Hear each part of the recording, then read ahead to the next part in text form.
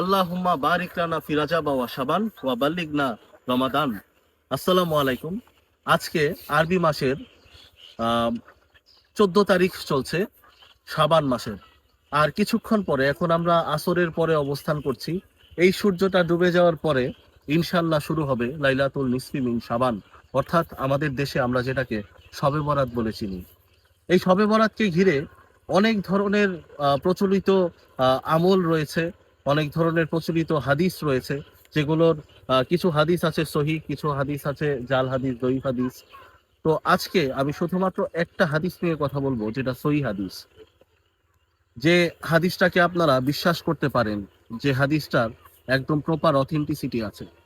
সে হাদিসটা হচ্ছে, রাসূলুল্লাহ সাল্লাল্লাহু আলাইহি ওয়াসাল্লাম বলেছেন যে এই লাইলাতুল নিসফি মিন শাবান, অর্থাৎ এই শবে বরাতের রাত্রে আল্লাহ তাআলা তার এই সৃষ্টির জগতের ওপর তার যে দৃষ্টি, সেটাকে সে প্রসারিত করে দেন এবং দুই শ্রেণীর মানুষ ব্যতীত সকল মানুষকে তিনি ক্ষমা করে দেন।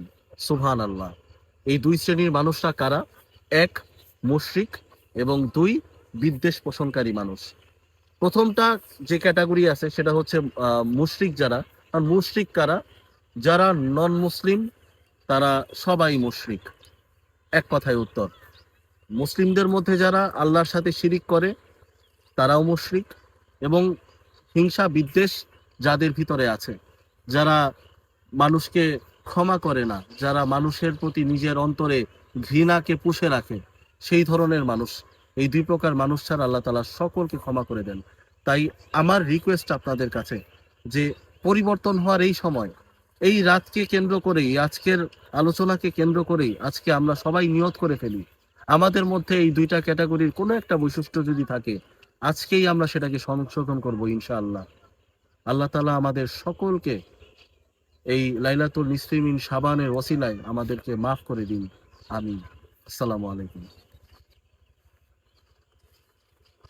মাশাআল্লাহ।